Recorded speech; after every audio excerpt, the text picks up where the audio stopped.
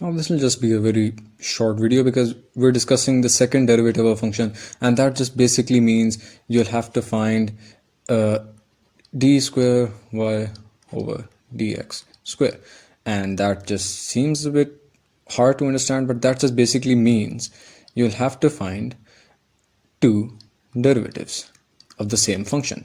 So you'll first find the first derivative of a function, and then you'll find the derivative of the result. So for example, you have to find y2, or the second derivative of this function.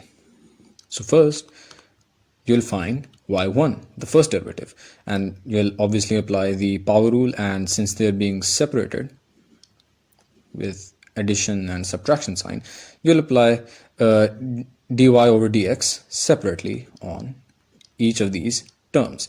So obviously 2x raised to the power 5, that just equals 2 into 5 into x raised to the power 5 minus 1, so 4. And you'll apply the power rule similarly for every single one.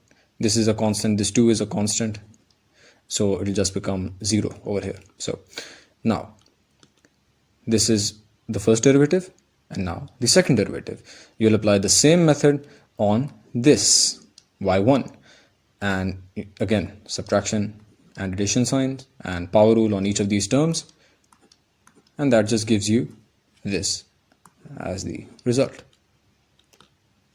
the final result being this.